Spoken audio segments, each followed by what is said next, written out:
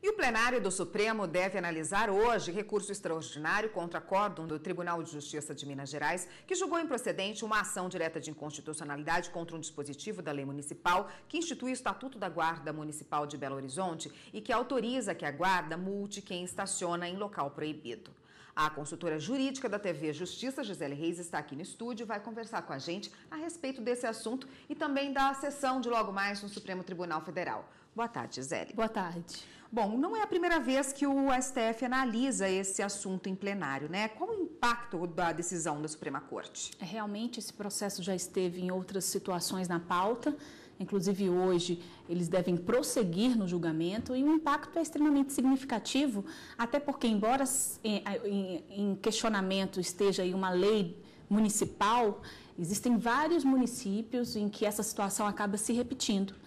Então, a partir do momento em que o Supremo Tribunal Federal firmar o entendimento neste recurso extraordinário, e esse recurso extraordinário é com repercussão geral, necessariamente, por conta da repercussão geral que foi reconhecida, esse entendimento do Supremo Tribunal Federal ele tem que ser reproduzido em todas as demais instâncias do Poder Judiciário. Então, a partir do momento em que o Supremo Tribunal Federal finalizar o julgamento deste recurso extraordinário que acabou vindo, ele veio, como você mesmo mencionou, tudo se iniciou a partir do ajuizamento de uma ação direta de inconstitucionalidade no Tribunal de Justiça Mineiro.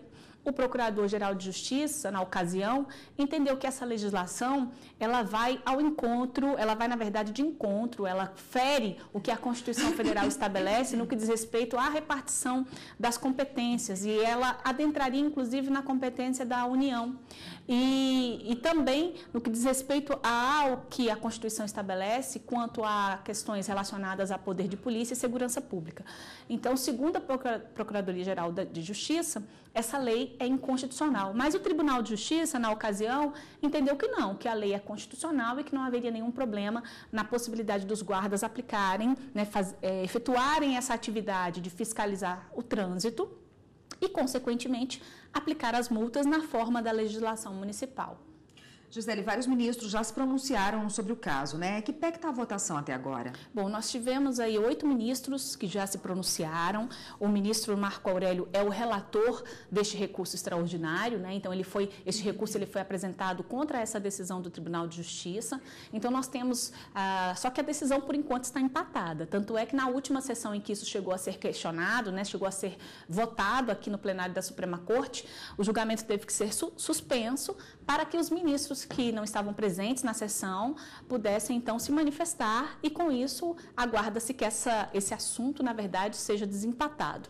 Então, nós temos, por enquanto, 4 ministros que votaram de acordo com o entendimento do ministro Marco Aurélio, e o ministro Marco Aurélio ele entende que o recurso deve ser julgado parcialmente procedente. Por qual razão?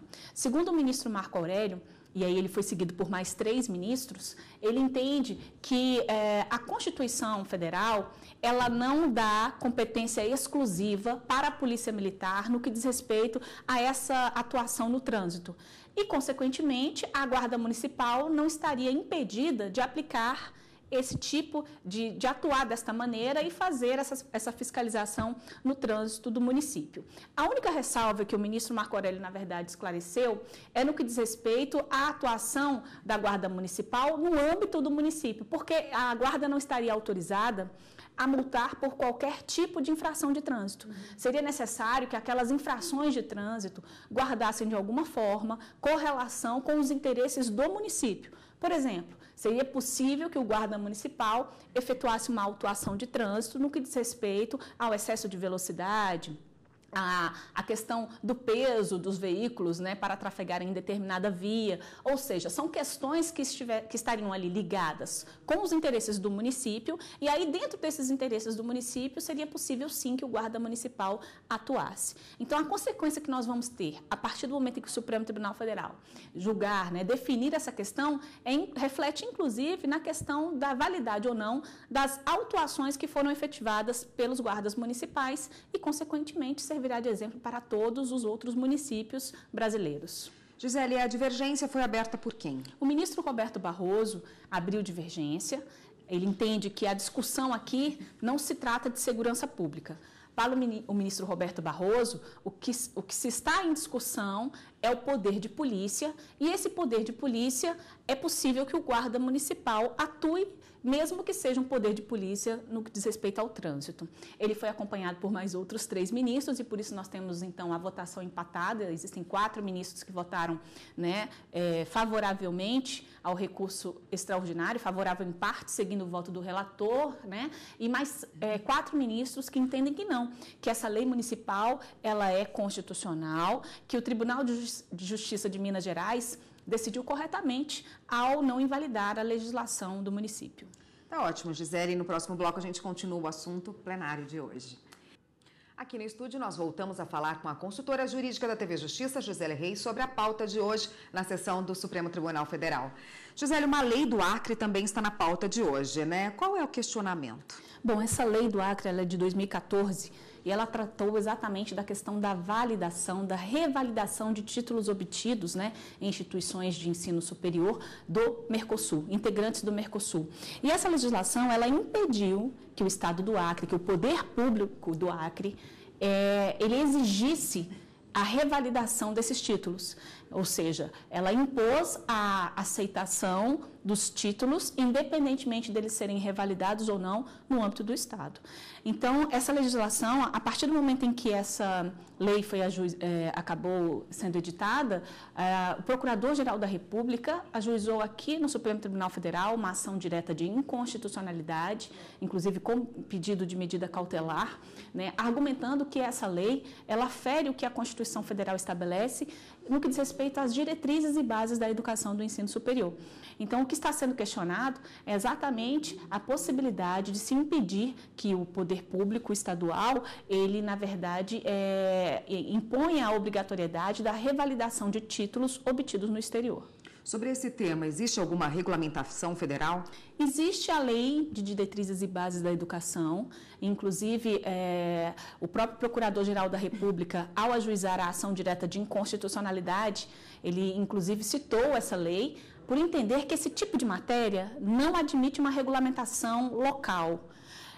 A questão da revalidação ou não de diplomas, né, em razão de cursos de pós-graduação, enfim, obtidas no exterior, é um assunto que, na visão da Procuradoria-Geral da República, tem que ser tratado por lei federal. E ele entende, sim, que existe essa lei federal, que é a Lei de Diretrizes e Bases da Educação, que ela estabelece que esses diplomas têm que ser revalidados por uma instituição de ensino superior que tem ali cursos equivalentes. Então, a Lei de Diretrizes e Bases da Educação, ela traz uma exigência. Existe um outro decreto, que é o Decreto 5.518 de 2005, que ele também acabou promulgando, eu peço licença aqui para ler, o Acordo de Admissão de Títulos e Graus Universitários para o exercício de atividades acadêmicas nos estados partes do Mercosul. E aí, ele trouxe, realmente esse acordo, ele chegou a mencionar que a falta de revalidação não impediria o exercício da docência e o exercício da pesquisa. No entanto, outras atividades não foram abarcadas por esse acordo internacional. Então, o que o Procurador-Geral da República acabou aí demonstrando na ação direta de inconstitucionalidade é que essa lei do Acre, ela acabou extrapolando, inclusive, aquilo que o próprio decreto estabeleceu. Então, além de ir contra o que está previsto na Lei de Diretrizes e Bases da Educação, ela ampliou aquilo que o próprio decreto estabeleceu, porque o decreto permitiu, mas desde que seja para determinadas atividades. E a lei, ela está em vigor ainda? Não, não está em vigor por conta de uma decisão, inclusive, aqui do Supremo Tribunal Federal. O ministro Edson Fachin, ele, antes do recesso, ele teve a oportunidade de apreciar essa ação direta de inconstitucionalidade no que diz respeito ao pedido de liminar. E aí ele entendeu por bem suspender, porque havia realmente um perigo, inclusive, porque a lei permitia que pessoas no âmbito do serviço público pudessem receber benefícios, enfim, tivessem benefícios em razão de títulos que fossem, na verdade, obtidos no exterior, sem que eles fossem revalidados no Brasil. Então, diante dessa possibilidade, né, de pessoas acabarem sendo beneficiadas e até também levando em consideração essa constatação inicial de ofensa à lei de diretrizes e bases da educação e de contradição no que diz respeito ao decreto que eu acabei de mencionar, o ministro, então, preferiu suspender a lei. Então, no estado do Acre, ela não está sendo, os efeitos dessa lei estão suspensos, mas isso precisa agora ser debatido pelo plenário do Supremo.